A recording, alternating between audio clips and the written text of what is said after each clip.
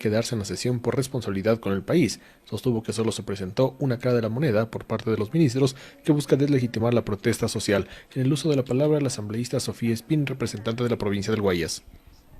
Primero para los asambleístas que están en el pleno, buenas tardes a la ciudadanía que nos ve.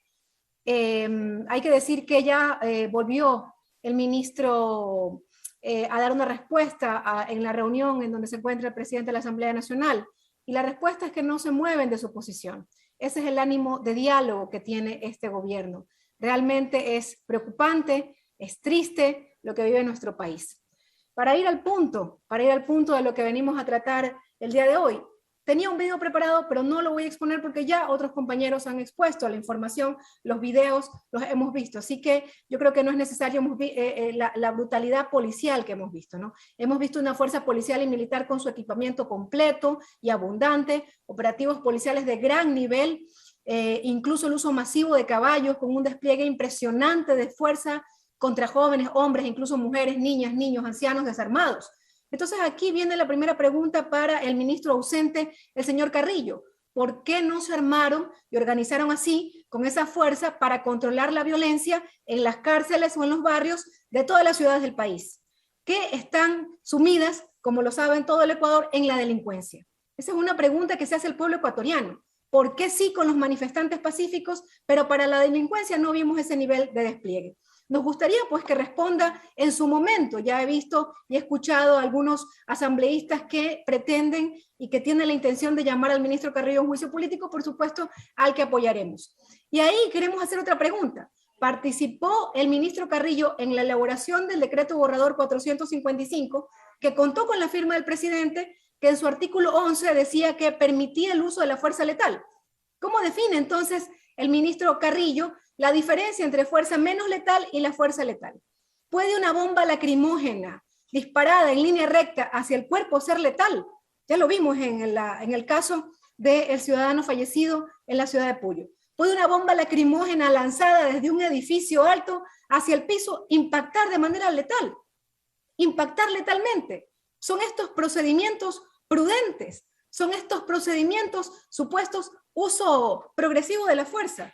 Estas cosas nos tiene que responder el ministro Carrillo. Si no es hoy, será en el juicio político.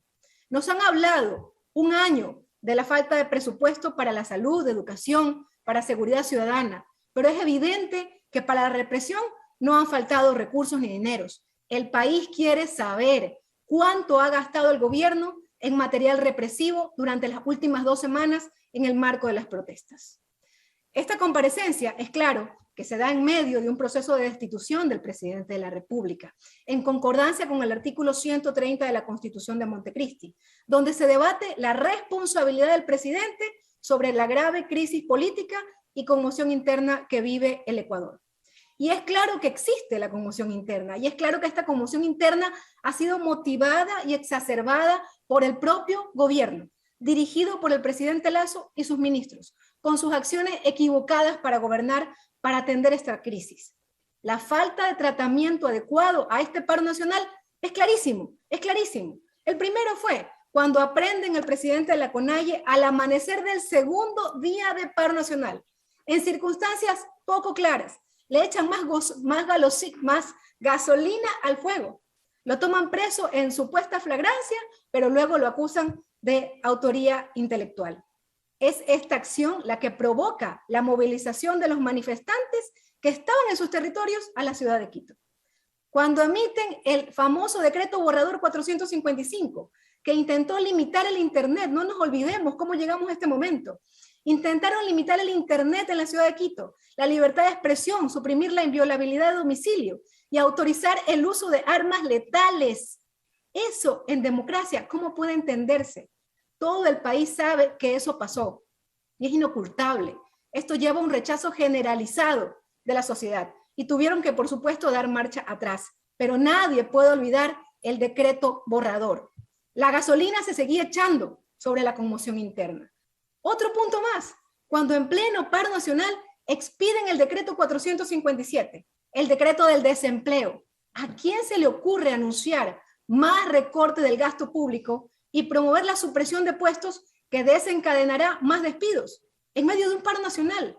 Estas fueron las respuestas del presidente a las demandas ciudadanas que quieren salud para todos, atención buena en la salud como lo teníamos antes, medicinas. Posteriormente, requisar el edificio emblemático de la Casa de la Cultura, que no había sido ocupado por fuerzas de seguridad desde la época de la dictadura de los 70. Luego, dejar que los manifestantes lo ocupen y posteriormente, como lo han dicho tantos compañeros y lo hemos visto, provocar un violento desalojo con gases lacrimógenos en un lugar donde había niños, niñas y mujeres, totalmente desprevenidos. Yo quiero que se le pregunte al ministro Carrillo en ese juicio político. ¿No sabían que había la presencia de niños a quienes estaban allí ahogando de gases lacrimógenos? ¿Acaso no sabían? ¿Representaban un riesgo esos niños y esas mujeres? Eso tenemos que averiguar, nos tiene que responder. Tampoco podemos olvidar la sistemática violación a la autonomía universitaria. La Universidad de Cuenca, la Escuela Politécnica Nacional, la Politécnica Salesiana, la Central del Ecuador, que fueron puestas a disposición de los manifestantes pacíficos como zonas de paz, atención médica y descanso. También eran de alto riesgo esas zonas de paz. Ya se cuentan 5 muertos y más de 300 heridos. Ha sido una violencia desproporcionada, indiscriminada, y todo el país la ha observado. La conmoción interna la ha creado el presidente, apoyado por ministros como el señor Carrillo. Esa es la verdad. Son ellos los responsables de la conmoción interna. Y por favor, no nos hablen de que antes del paro vivíamos en paz. Los guayaquileños no podemos olvidar las horrendas escenas de sicariato que se daban en cada esquina, en nuestros barrios. No vamos a olvidarnos de eso. Vivimos aterrorizados. No nos digan que vivíamos en paz. Hemos escuchado con atención la comparecencia estos 2 días del proceso en contra del presidente Lasso de destitución. Y es realmente penoso reducir las inmensas manifestaciones a lo largo de todo el país, sierra, costa, Amazonía y región insular. Este levantamiento inmenso de un pueblo cansado que está sufriendo, a que supuestamente atrás de las manifestaciones está el correísmo. Vean, si quieren los distintos asambleístas apoyar al señor Lasso, háganlo, pero díganlo de frente. Queremos apoyar a Lasso porque estamos cómodos en nuestros puestos, pero no insulten el dolor del pueblo ecuatoriano y la inteligencia del pueblo ecuatoriano. Señora presidenta encargada, tengo un video, por favor, si pueden poner el video 2, por favor. El asambleísta tiene 1 minuto. Señor secretario, por favor, proceda. Autorización, procedemos con la reproducción solicitada. Estamos muriendo de hambre porque nosotros tenemos hijos a quien mantener. Ahora ya no hay ni medicina, señorita. Nosotros estamos luchando por nuestro trabajo, no tenemos trabajo, somos padres, tenemos nietos, señores, por Dios, ¿por qué me escuchan? Cuando las mujeres nos levantamos, lo que recibimos son balas, lo que recibimos es gas, y tenemos ya 6 muertos en nuestro país. Ahora no tenemos ni medicina, nada, mijo. Y nosotros, la vida está bien dura. Nosotros una vez comimos al día, mi amigo. No como los señores que tienen sus desayunos, su almuerzo, su merienda. Y todo caro, mire, aceite estaba $3.50. Ahora $6, mijo. Nosotros estamos con la situación de todas las cosas bien caras. A las amas de casa no nos alcanza, señorita. Aquí estamos más desempleados. Tenga la bondad de escuchar la voz del pueblo y ponga las cosas como son. ¡Ayúdame! ¡Yo quiero vender! ¡No hay trabajo!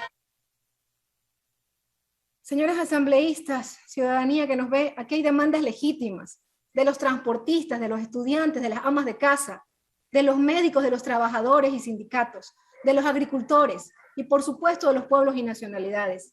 El pueblo no tiene trabajo, tiene hambre, está acosado por la inseguridad, está migrando en cantidades solo comparables al año 2000, donde los banqueros también nos quebraron.